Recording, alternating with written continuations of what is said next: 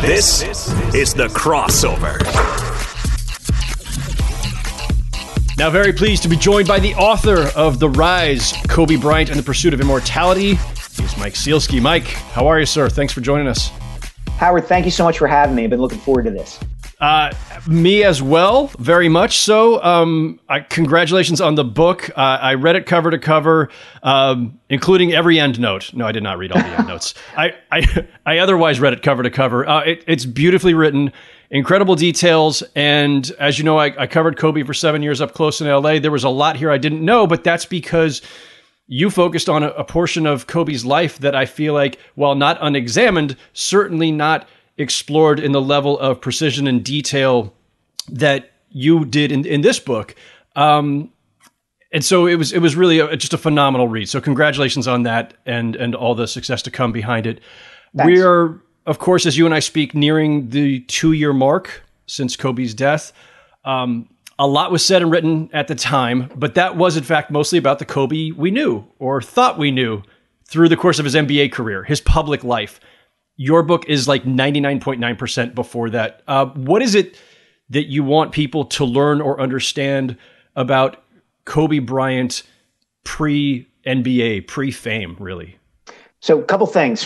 First of all, thanks for having me. Second of all, I do remember the immediate aftermath of Kobe's death, and I remember reading your piece for Bleacher Report about Kobe.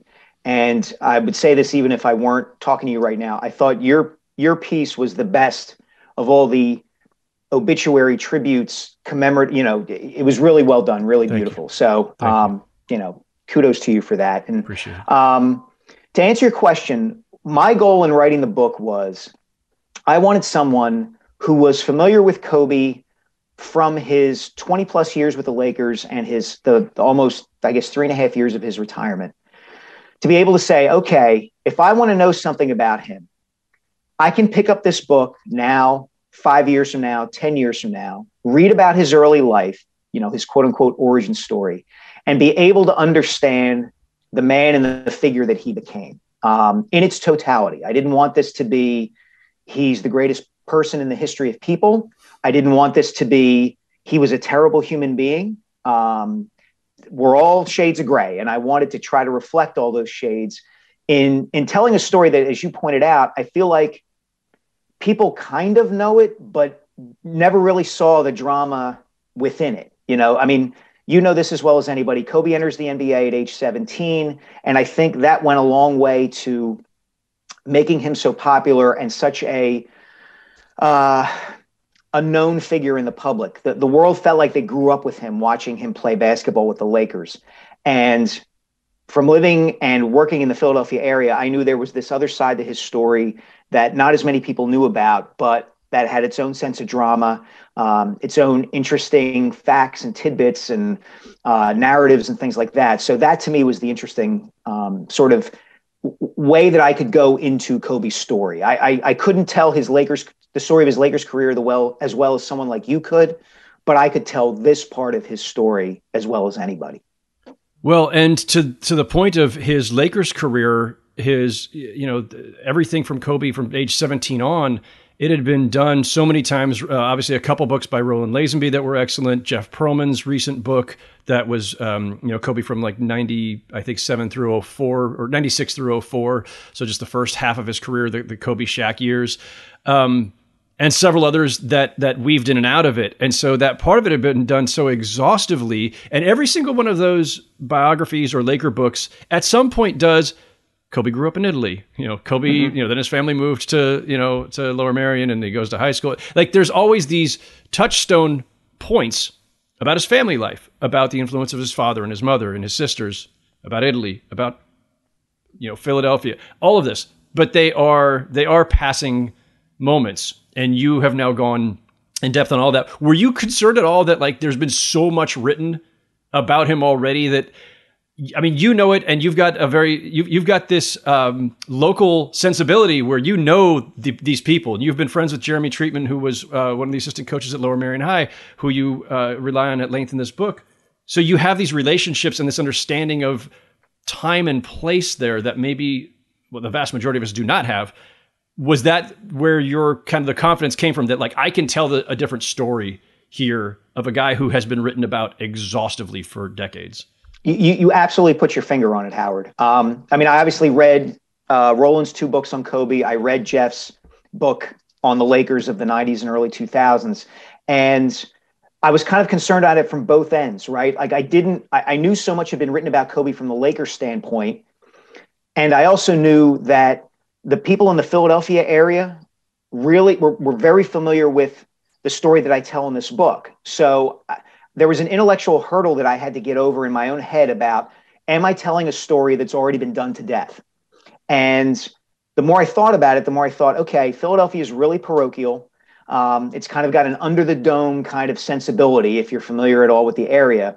So while people here might know the Lower Merion story or know a little bit more about the Italy side of Kobe's story, the rest of the country and maybe the rest of the world don't. And I really wanted to put Kobe in the proper sense of time and place, like the era of him being a teenager, the place of Lower Merion. What is it about this community? What was it about this high school in some ways that allowed him to become who he was? It wasn't totally because of that. It wasn't totally that, oh, he grew up in Lower Merion, therefore he adopted the Mamba mentality. But that aspect of his story really appealed to me. Because as you said, nobody had really gone that deep on it. You read stuff and it's like, yeah, well, he played at Lower Merion High School. Okay, well, what does that mean?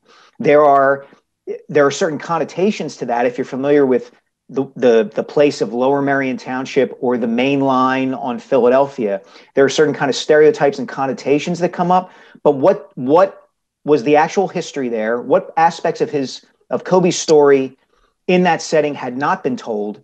And how can I put him in his time and place in that spot to show how he became who he became? So let's talk about that. The family moves to Lower Merion when he is 12? Yes. In the December of 1991. He had just turned 13.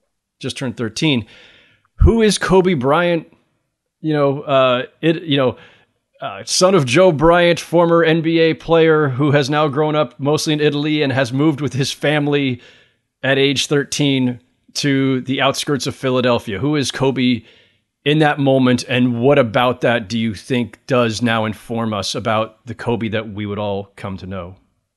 Well, in a lot of respects, he's an outsider. Okay, so he steps into the Lower Merion community. He's not in high school just yet. He shows up at Ballackinwood Middle School in 8th grade and kind of the middle of the school year. He doesn't know what's cool. He doesn't know what kind of clothes to wear. What clothes are cool, what music is cool, what TV shows are cool. He doesn't know that everybody's watching The Cosby Show or Cheers or The Simpsons or listening to this kind of music or that kind of music. And even into his freshman year of high school, that year, he and his 2 older sisters, Shea and Sharia, are in Lower Merion High School together. They're wearing European-style clothing. They're wearing dashikis. They're passing each other in the hallway and speaking to Italian in each other, in part because that's what they're accustomed to doing in school because they've been going to school in Italy for the previous 8 years, and in part because they're so close that it's their own language in this setting. Kobe hasn't grown up the way virtually any of the Black kids in the Lower Merion School District have. He hasn't grown up in the way that the Jewish kids or the WASP kids at Lower Merion have. So he's a bit of an outsider. He's got a kind of an interesting viewpoint on the world because the Bryants had been living in Italy for the better part of 8 years. He's accustomed a little bit to being in an environment where he doesn't see a whole lot of Black faces. Okay, he's in they're in Italy. There aren't that many people who look like them over there, and he spoke, very well about this. The Italian people embraced his family. So I think that allows him to be open once he comes back to the United States to people of all different kinds of groups. Basketball is his way in initially. He becomes the kid who's, oh my gosh, this is the son of the former NBA player, and he's really good at basketball himself. But he's also the kid who's sitting next to you in the 10th grade honors English class. He's the kid who really likes rap music. And so those sorts of tendrils or threads allow him, by the time he graduates from Lower Merion, to connect with a lot of different kids in a lot of different ways. And by the time he graduates, there's no question he's the most popular, in some ways, quote unquote, important figure at the school.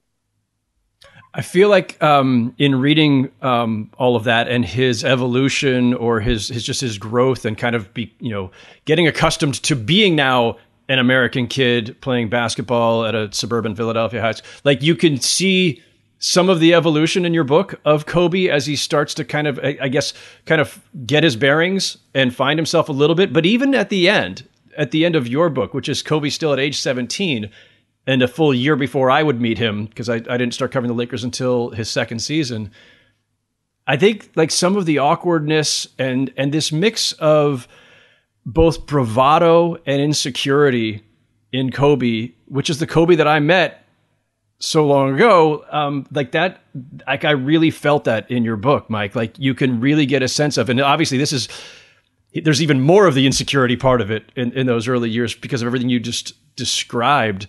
I think people would find that surprising because we're used to, not just with Kobe, but with superstar, athletes in general, celebrities, there is this, soaring confidence and an ego and a swagger, and Kobe is all those things. But I think the vulnerability of Kobe really comes through in your book.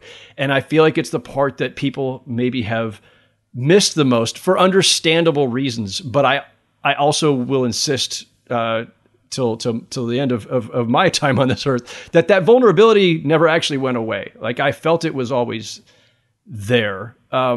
Give me some of the examples of where that kind of duality with Kobe came through during his high school years. Sure. Well, I think to your point, he was supremely confident when it came to basketball, and he had a clear understanding of what he thought he needed to do to reach the apex of that world, right? Like he intrinsically understands when he, while his family's living in Italy, they come home every summer, and he would play in the Sunny Hill League, the prestigious summer league of Philadelphia basketball. He knows he has to do that. He knows that as long as I'm either Italy Kobe or Lower Merion Kobe, I'm never going to be the player I want to be or need to be unless I test myself on the greatest stage. And he understands that implicitly at an early age. I think the vulnerability you're talking about gets to life away from basketball, right? Like he has kind of a quasi girlfriend throughout his first 3 or 4 years of high school. They don't really go out on dates so much as they sit home. She comes home and sits with him on the couch and watches videos of Michael Jordan and Magic Johnson.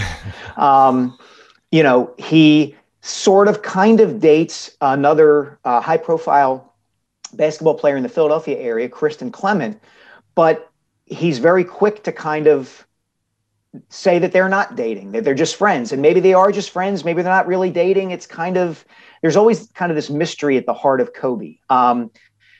There's a video out there that I tracked down of him delivering an oral presentation in English class. And you can see the nervousness in that. He's kind of self-assured, but he's also kind of licking his lips and looking around the room and just kind of, it's just a little bit of a setting that's not basketball, where he's not in total control. And you see that reflected in the way he delivers that speech. He would connect with female students apart from basketball. There was one female friend of his who he loved the way she sang. He loved her singing voice and wanted her to sing the national anthem before every game, and would talk to her about what music meant to her in her life. So I think you're right. I think when it came to basketball, supreme confidence, the Mamba mentality at an age where most of us are struggling with, who am I? What do I want to be? All of those things.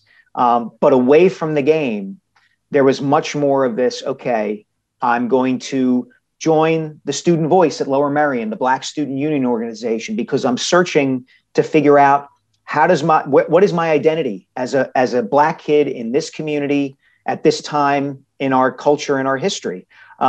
He was on less secure footing when it came to those things.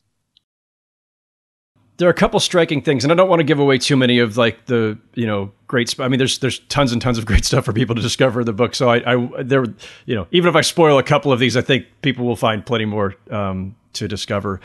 But this quote from his English teacher, I hope I pronounce her name correctly, Jean Mastriano. Yep. You got it. This quote just struck me so much, because this is an aspect of Kobe that I think I kind of saw and understood on some level, but again, not one that people are familiar with. She says at one point, quote, "He told me he was very lonely much of the time and that he dribbled himself to sleep." And I thought, wow, there is Kobe in a nutshell. Like, even during his pro career, especially during the early parts of his pro career when I first met him, and he was separated from his older teammates, and he was, again, a kind of a loner and outsider, just as he was when he first got to Lower Merion. He is when he first gets to the NBA, trying to find himself, trying to carve out his niche, trying to connect with people. But basketball is his salvation and is the one place that he's most comfortable. So his English teacher, who he's obviously very close to, and has spoken highly of over the years, that quote from her just leveled me. Because you feel for Kobe in that sense. The basketball was the only place where it seemed like he felt fully himself. Yeah, I think you're right. I think it was Sonny Vaccaro who I quoted in the book as saying Kobe was one step ahead of everybody else. And that's great when it comes to your career, but it's much more challenging when it comes to social relationships and how, as you said, Howard, how you connect with people. When you see yourself as being on a different plane from everybody else around you, it's going to make those connections more difficult. And you see that time and time again in his relationships with his peers at that age and his relationships with his adults. For instance, I'll give you a quick example. One of my kind of favorite anecdotes in the book is he had a friend named Matt Matkoff who he met in 8th grade, and who was kind of the biggest cheerleader for Kobe among Kobe's group of friends. Matkoff was not nearly the basketball player that Kobe was. Obviously, nobody would be at that level, but wasn't even quite good enough to play in Lower Merion's varsity team. And by the time senior year rolls around, Greg Downer, the head coach at Lower Merion, and his coaching staff are debating, hey, are we going to have to cut Matkoff from the team? And if we do, should we be worried about that? Because he's Kobe's best friend. And one of the assistant coaches, Mike Egan, says, just cut him. Don't worry about it. Kobe won't notice for 2 weeks. And sure enough, Matkoff decides not to play. He stops coming to practice. And 2 weeks go by and Kobe says one day at practice, hey, where's Matkoff? And it's that kind of combination of like tunnel vision on what I want to be and what I'm doing to get there. And that kind of tentativeness and sometimes obliviousness to the social interactions and social cues that come naturally to a lot of people, that I think gets to what you're saying about Kobe, that kind of split. Yeah, no question. The tunnel vision, I think that phrase describes it perfectly. So a lot of Kobe's most famous / infamous traits, I think, all come through here, even from an early age, even when we're reading about Kobe at age 12, 13, 14. The work ethic, the intensity, the stubbornness, the determination to be great, his focus, his selfishness at times, all of this. And I think at one point you write, I jotted this note to myself. I think I'm quoting you saying this, that he carried himself on the court with his father's style and his mother's intensity. And I remember early on, we would ask Kobe about his influences and how he became this player and this hyper-focused on basketball. And we would all assume it's Joe Bryant, because Joe's the one who played professional basketball and was with the 76ers and everything. And Kobe was the one who would correct us and tell us, no, you don't. What you don't understand is how much of this comes from my mom, comes from Pam. I don't know if there's an answer to these kinds of questions and how much is just kind of genetic as opposed to, the nature nurture argument. But like, where does this hyper focus, this intensity, this not just the belief that he was going to be great, absolute belief, but the ability to then channel all of that belief and desire in a way that people at that age don't do, just don't toward anything. It's a very, very rare thing to have that kind of hyper focus, to the extent where you forget that your friend got cut 2 weeks ago or didn't notice it, right? Because that's how, it's not that he's a bad friend necessarily, although maybe, but it's more about he is just so focused on the thing. Do we have any sense of where that comes from? Is it just somehow intrinsic? It's just baked into his genes. You use the phrase nature versus nurture. I think, and I've gotten asked that question a lot, I think it is 50-50. I think it is 50% nature and 50% nurture. So he's born with it, right? At age 3, Joe's playing for Kobe is age 3. Joe's playing for the San Diego Clippers. Kobe's dunking in their home, on a little basket, and he's emulating his dad. That basketball thing was just in him, and that drive was just in him. But in terms of the nurture aspect of it, I think he had kind of had the perfect melding in Joe and Pam. Pam had that within her. That was her personality. You read some of the anecdotes about her in Italy and the way she interacts with, people who she's going out for a jog and somebody catcalls her and she does not respond well, or not, I shouldn't say not respond well, but she responds very strongly to that. That's her personality. She was devoted to her family. She was devoted to Kobe, and she was very protective of that. And some of that comes to her from nurturing. She's raised a devout Catholic, things like that. So I think the mentality itself comes from her. I think Joe gives Kobe the ability in basketball, obviously. But I think to Kobe, Joe was something of a cautionary tale. Joe's career in the NBA did not turn out the way that he would have wanted it to. He was an incredible high school player in Philadelphia. He was a great college player. He left LaSalle, which was my alma mater, early. If he had stayed an extra year, he probably would have been the number 1 pick in the subsequent draft. Instead, he comes out early. He is 6'9" at a time and is very mobile and skilled with the ball at a time when a coach saw a guy who was 6'9" and stuck him under the basket. Magic Johnson hadn't come around yet. So teams didn't know what to do with him. Coaches didn't know what to do with him. And Joe kind of had this flaky personality. He was kind of a ne'er-do-well, the kind of guy who'd miss the team bus to practice and things like that. So, and then once his career ends, he's bitter about what happened. I didn't get the shot I should have gotten. And Kobe hears this over time. And Kobe looks at his dad and says, I'm not going to be him. I'm not going to let what happened to my dad happen to me. I'm going to redeem the Bryant name when it comes to basketball. So you've got these two forces, right? You've got motivation and talent coming from the dad side of things. And of course, the experience that comes with having been an NBA player. And you've got the mentality from Pam Bryant, from the mom. And you put those together, and I think that's where you get this melding in Kobe of the two. He had it within him, but then he has the environment and the upbringing that it kind of harnesses that desire in the way to make him the greatest player on the planet for a while.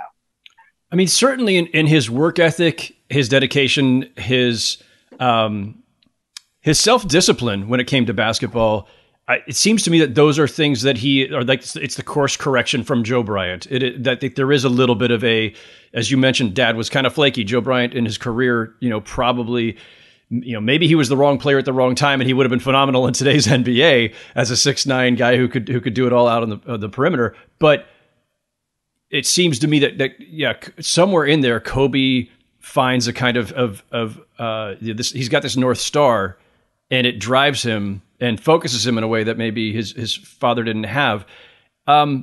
It does go to the extreme. There's another passage again, like some of these just strike me as, if you want to look at them as, here's a kid who just knew exactly what he wanted and how to get it.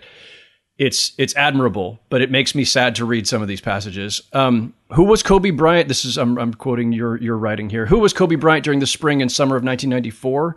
He was a kid who had no free time because he wanted no free time. A kid who played in at least 6 basketball leagues and at least 2 basketball camps and traveled the East Coast for AAU tournaments. And it goes on to a few other details because there's more and more. And then it finally ends with, he was a kid obsessed. I don't know, that to me just kind of, it sums it all up. Along the way there, he's finding his moments of glory and everything. I don't know if there was any one moment as I read it, but I want to ask you, is there a holy shit moment where somewhere, whether it was junior high or AAU or whatever, where it's not just that, okay, he's son of a former NBA player who has some talent and people are starting to discover him. And not just that he's going to be good, that he's a basketball player who's going to have a career, but that he is something special, that he is something that somebody, the kind of player that we just, see once in a blue moon. Was there a holy shit moment somewhere along the way? I think it's not a moment, it's a summer. I think it's the summer of 95. where John Lucas, who was the Sixers coach at the time and whose daughter was a classmate of Kobe's at Lower Merion, invites him to scrimmage and play pickup and work out with the Sixers and other NBA players and Division I players at St. Joseph's University and at Episcopal Academy in Philly. I think that's the turning point for a number of reasons. Number one, I think that persuades and convinces Kobe, you know what, I really don't have to go to college. I can go straight to the NBA because I am holding my own and then some against Jerry Stackhouse and Rick Mahorn and Vernon Maxwell and Sharon Wright and all of these guys who are already in the league and most of them are pretty darn good players. And I think that's the moment where everything changes, right? He goes, and what's interesting about it is that, at least in the Philadelphia area, not a lot of people perceive it. If you read the coverage of Kobe at that time, and you even read it during his senior year, there's this vibe of, who does this kid think he is, that he might go to the NBA? He's a 6'6" guard who's kind of thin and wispy. Why would he think that he can make the jump? You know, Kevin Garnett had just done it the year before, of course, but Kevin Garnett is 7 feet tall. Kevin Garnett is a man at 18 years old. Of course, Kevin Garnett can think he can make the jump. And Kobe's not coming from the same socioeconomic background that Kevin Garnett does. Kobe doesn't have to make the jump. He could go to Duke. He could go to North Carolina. He could go to LaSalle. But that summer, I think more than any other, really, that's the switch that flips. It's Kobe realizes finally, you know what, I can do what I've always wanted to do. I'm going toe to toe with these guys, and therefore I can make the jump. And you get anecdotes throughout that summer of NBA people watching him play. Maurice Cheeks, John Nash hearing things through the grapevine, John Lucas watching him to the point that, you know, Lucas decides if he's available in the 96 draft, I'm going to take him. And of course, Lucas gets fired before the 96 draft rolls around. But that summer is kind of the holy shit moment, I think. It's just, it was holy shit morning after morning, night after night at St. Joe's and at Episcopal. Yeah.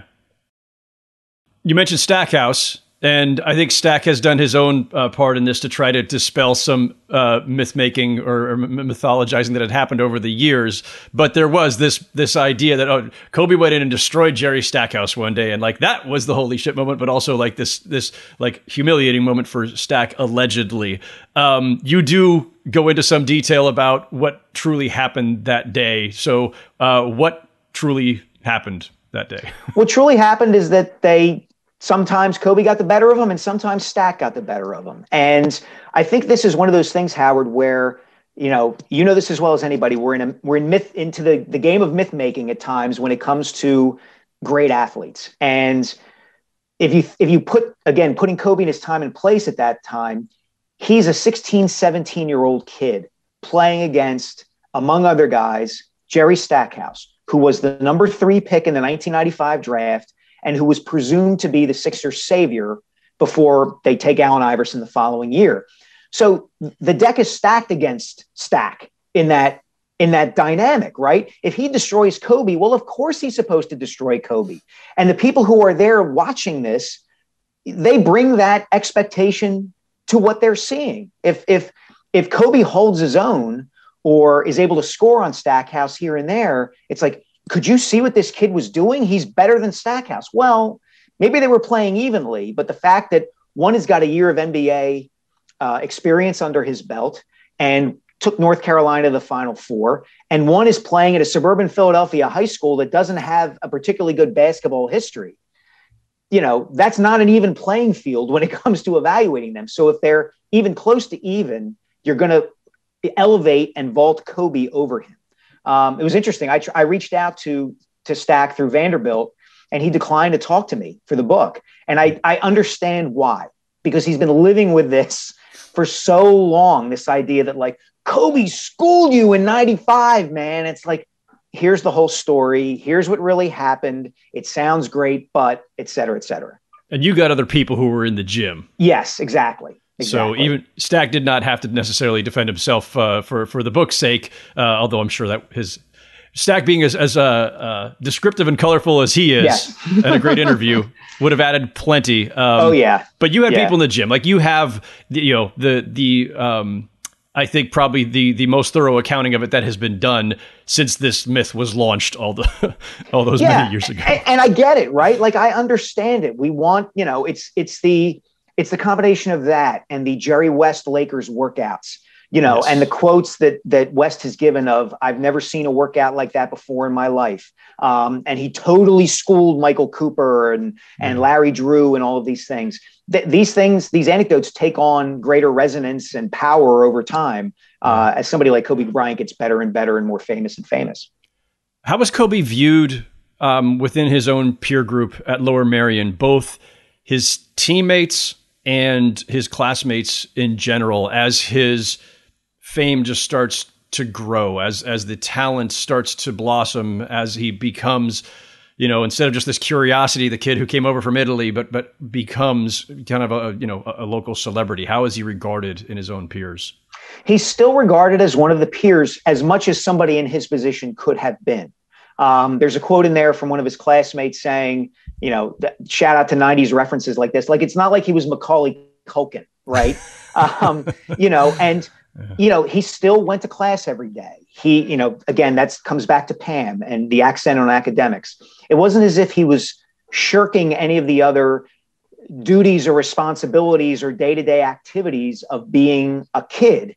It just so happened that when he was outside of the school building from 7 a.m. until 3 p.m. every day, he was doing whatever he needed to do to be this great NBA player. And what's interesting to me is that all these years later, those classmates and teammates still look at him that way, right? They don't see, and this is both with respect to the great things that Kobe did and with the troubles that he encountered and the troubles that he brought on to himself later in his life.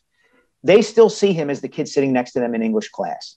They still see him as the teammate who, when the Lower Merion boys basketball bus would go over a bridge, Kobe would grab the seat and white knuckle it because he was afraid of going over a body of water, because he was afraid of heights.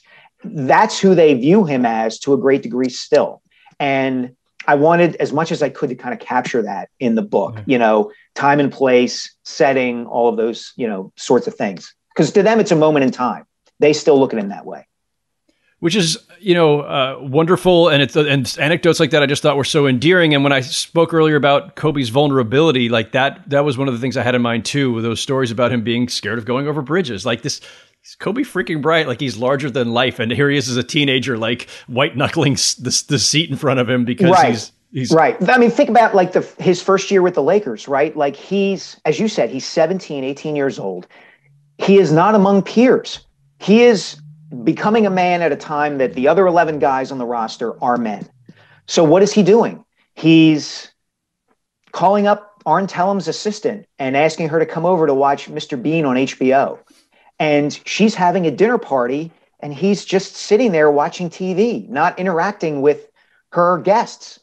He's just kind of there. And that gets to what you're saying about being apart and still growing and developing and being an outsider, even at that young age. Yeah. On the basketball side of it, I thought the parallels were even stronger because the entire story of Kobe Bryant's NBA career was one of constantly figuring out and then forgetting and then having to reteach himself how to be a good teammate, right? Struggling with when to be the superstar who does it all and when to be a good teammate, a selfless teammate, the tag of being selfish. That stuff, it seems like started very early, the being tagged as selfish or being too willful, trying to do too much, intimidating his teammates. There are some stories in your book of him kind of intimidating his own teammates and them at times being a little fearful of him.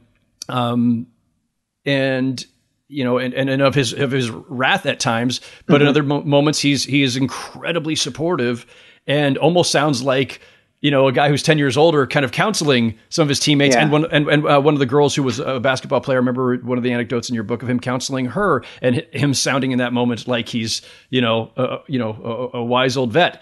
Right.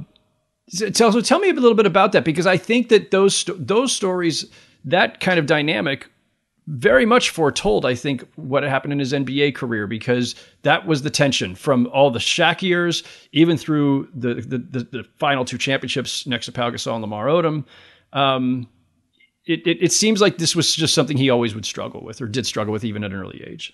No, you're absolutely right. I mean, think about it. In Italy, he's his own basketball entity in some ways, right? Like, he is learning the game by watching his dad and watching the Italian pros that he sees. And when he plays, that he's working by himself. And when he plays amongst other kids, he's shooting the ball all the time.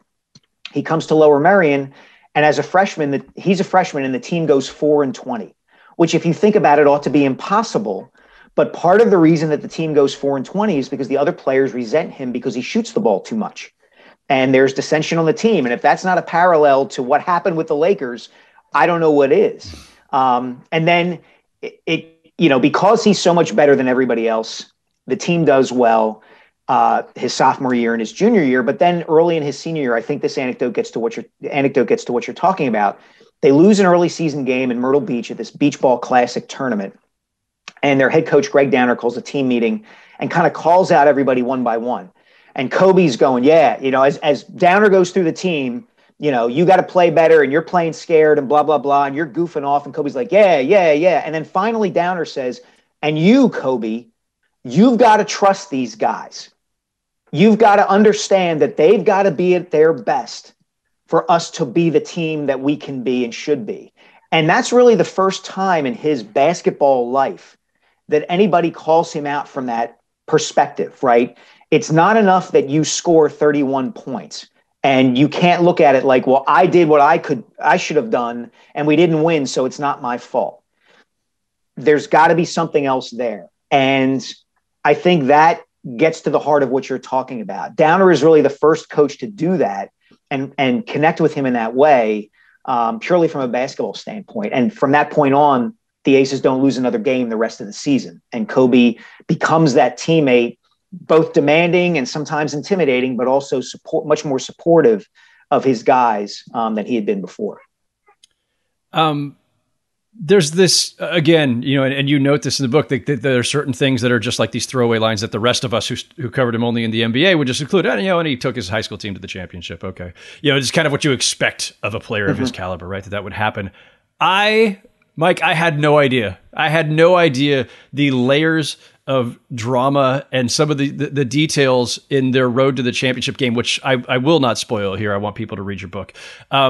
There are things there where I'm like, this is a made-for-TV movie, or this is a script. This, like, some of the stuff that happens, it's just some unforeseen drama, and it's that story. It's in itself, I feel like, in a weird way, all these decades later, is this kind of fun revelation, at least for me, who I thought I knew, not necessarily everything there was to know, but quite a bit. Well, I appreciate you picking up on that, Howard, because that was one of the two main narrative threads. And it was the one that my editor on the project really accented. He said, the road to the state championship is going to be the backbone of this book and this narrative. So I kind of kept that one in mind. And then I kept the evolution of Kobe in mind as the other one. And that I could get into along the road to the state championship in some ways.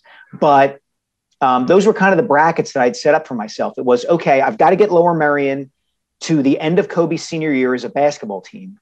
And then I've got to get Kobe from, this sounds, let me phrase this the right way. The book begins and ends with aircraft. The book begins with the helicopter crash and it ends with a plane landing. And I came up with that very early on in the process. So I had those two kind of lines of demarcation. I've got Lower Merion and I've got the helicopter crash and the plane landing. And those were kind of my guiding narrative posts, so to speak, throughout the writing of the book. The symmetry is wonderful and chilling at the same time. So let me actually back up, because I wanted to ask you this. When did you know that you were going to do this book? Did this process actually begin after Kobe's death 2 years ago? And I think I want to give you the opportunity to explain this too, because the fascinating part, one of the fascinating aspects of your book, Mike, and what informs so much of that is that Jeremy Treatman, an assistant coach at Lower Merion, who had known Kobe since junior high or whatever, had all these tapes, these Kobe tapes, that you were able to, he had transcripts, and then he eventually finds the tapes. And so much of your book, you have all these wonderful quotes from Kobe. Some of them are contemporaneous. They're things he said at the time as these things were happening that maybe we've never seen or heard before. And others, I think, are him reflecting back at different points. It's a little hard to know, and it's really not necessarily that important, except that I'm a reporter, and so I'm immediately starting to wonder, well, I wonder when Kobe said this, and where did this one come from? And so, but that aspect of it is fascinating because we are hearing Kobe. I hate the phrase from beyond the grave is too spooky and weird, but that's kind of what I felt was like, I'm hearing these quotes from Kobe that we've never heard before because they were on these tapes that were sitting in Treatman's garage, I guess. Yeah. All right. So I'll back up way up. So I met Jeremy Treatman in 1996 when I was an undergrad at LaSalle, and Jeremy was the radio play-by-play guy for the LaSalle men's basketball team. And he already knew Kobe at that time. He and Kobe were tight. Jeremy was kind of like the media relations rep, so to speak, for the Lower Merion basketball team, Kobe's senior year. And they got the idea at the time, Jeremy got the idea to write kind of Kobe's memoir. It was going to be called My Freshman Year in the NBA. And the two of them sat down for these series of interviews in 1996 and 1997. And Kobe talking into this micro cassette recorder that Jeremy had. The book never came to be. I think it was just simply a matter of bad timing for that kind of thing. And the project gets scuttled. So when Kobe died in January 2020, I ended up writing half a dozen to a dozen columns about him for the Inquirer. I had known Jeremy. I knew Greg Downer pretty well. And I got this idea, I wonder if there's a book here about Kobe's origin story, right? Like not to frame Kobe as a superhero, but I kind of wanted to do Batman Begins for the Black Mamba. I thought that would have salience. I reached out to Jeremy and I reached out to Greg Downer, and they agreed to cooperate with me. Jeremy had transcribed some of his interviews with Kobe and had kind of turned them into these as told to chapters in his book that never got published. So he hands me those transcripts, but they're not everything that he had talked to Kobe about. And he says, I can't find the tapes. I'm sorry. Like, okay. So I go forward. I'm working on the book, writing it. It's December of 2020.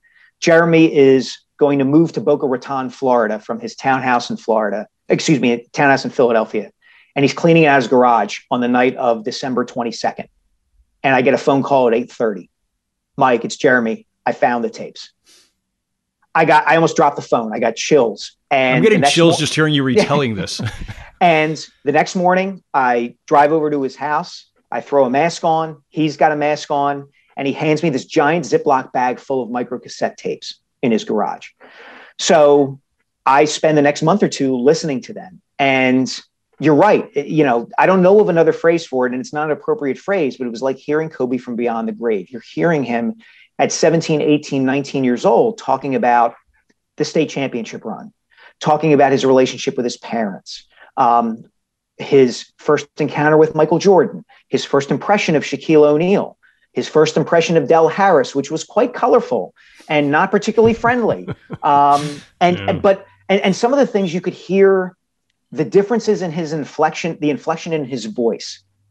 He sounded different a year into his NBA career than he did the summer before he started playing with the Lakers. And it was better than any kind of, even if Kobe had been alive for me to have interviewed him, I think these tapes would have been better because it was what he was thinking and saying at that moment. He wouldn't have had to remember it. And once I had that, I was like, okay, now I've really got something to lend texture and detail to this narrative.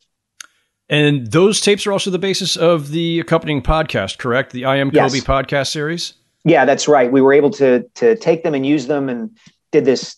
It's 12 episodes, kind of a 10-part narrative series, and then an additional 2 bonus episodes. And you hear Kobe on these tapes in every single one. Yeah. After he died, I actually, for other reasons, I had been scrambling through or just, digging. I'm a terrible pack rat, and I have all my old microcassettes. We all use digital recorders now, but I had microcassette tapes for all of the years that I was covering the Lakers. You don't realize it in the moment that these things have potentially the value that they do. You tape over and over and over the same 30 minutes of tape on each side or whatever, because every day there's another practice and another game and another shoot around and another whatever. So I didn't keep anything intentionally, but I just have all these tapes that just piled up in a box over the course of various moves and everything. And so I have snippets of Kobe, and of course these tapes have degraded terribly, and because I had used the same tape over and over and over again. Sure. And yeah, it's only at times like that. It's only later that you wish, like, man, I wish I had kept all these things. Like, I wish I had just cataloged them, and or especially certain interviews when I, the occasions when I had a sit down with Kobe, one-on-one,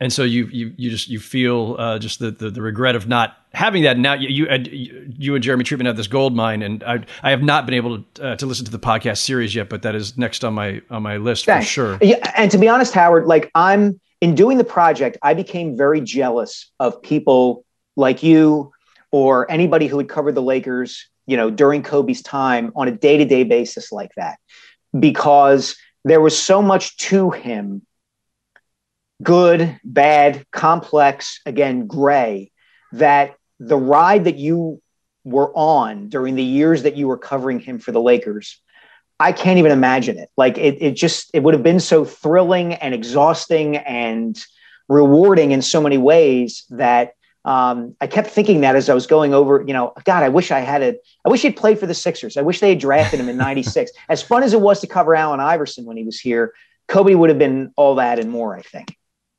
How well did you know him? I mean, I know there's at least one encounter with him that you mentioned in the book, maybe a couple. What was the relationship that you had? Obviously, you were close to people that he was very close to, and Greg Downer and Jeremy Treatman.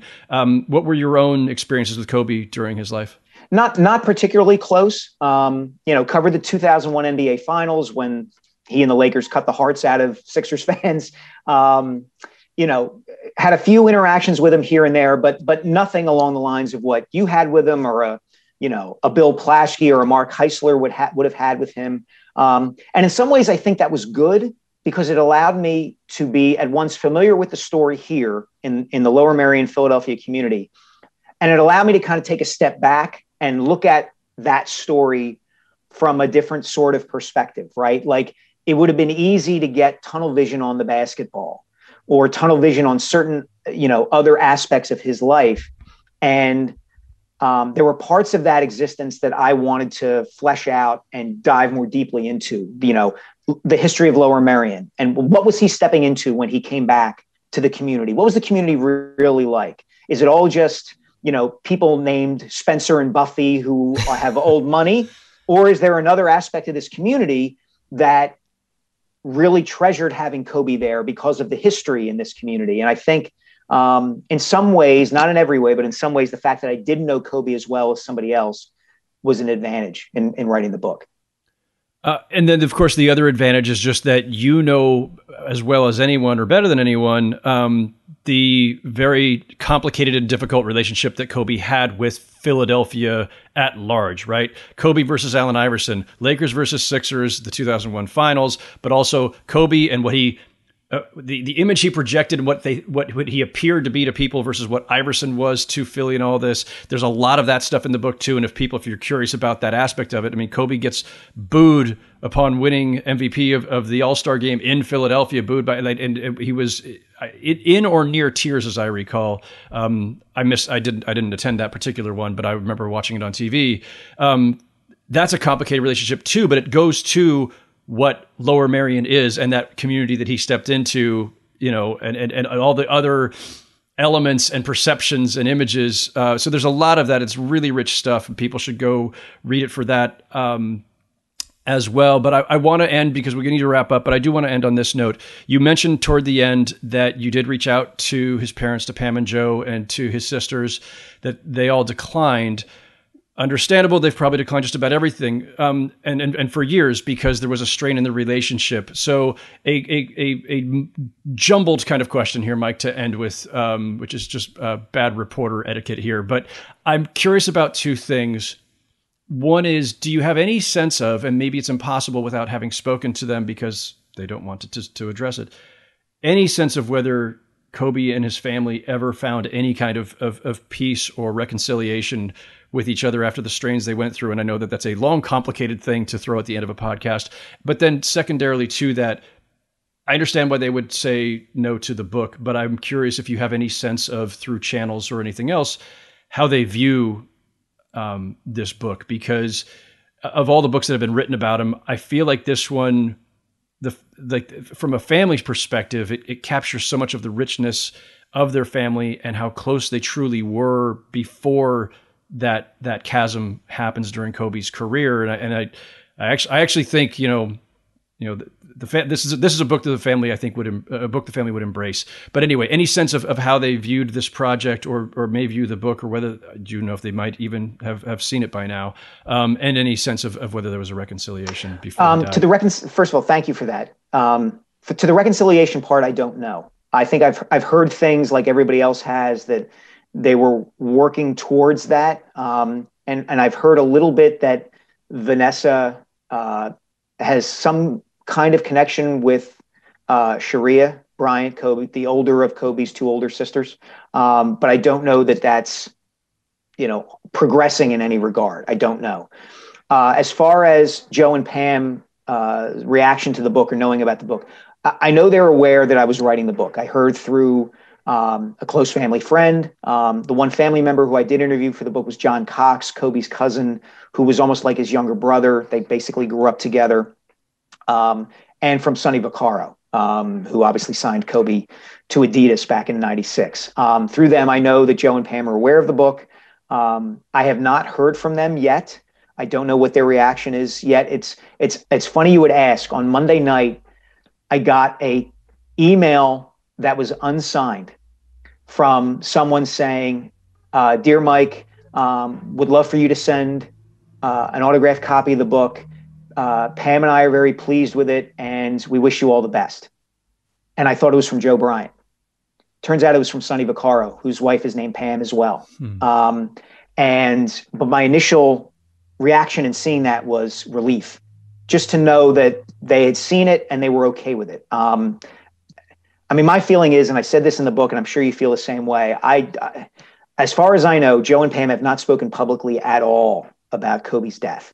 And from a pure journalism repertorial perspective, I'm glad for that. It wasn't as if they spoke to ESPN or another, Oprah or something like that, and I couldn't get them. That they were talking and I couldn't get them. I would have looked at that as a failure. But from a pure personal human perspective, if they never want to speak to me about this and I never hear from them, however they react to Kobe's death, I understand it, and it would be obscene for me to think otherwise. Yeah, no, and which makes total sense.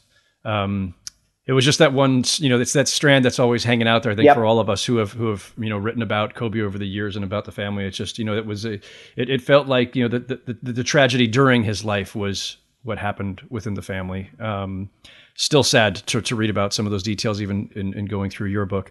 The book is wonderful. I'm sure the podcast is fantastic. If you want to hear Kobe in his own voice at the time that he is, it's during his rookie season, you said, right? It's high school, senior year of high school and rookie season with the Lakers. Yeah. Yeah. So the podcast is I Am Kobe, and the book, of course, is The Rise, Kobe Bryant, and the Pursuit of Immortality. Both of those things brought to us by Mike Sielski, who has done a wonderful job with this book. Mike, congrats again on the book, on all of it. It's fantastic. And I know you've got many more of these to do, so I'll let you go. But thank you so much for spending the time. Howard, I hope they're all as enjoyable and insightful as this one. Thank you so much. Appreciate that. Thank you.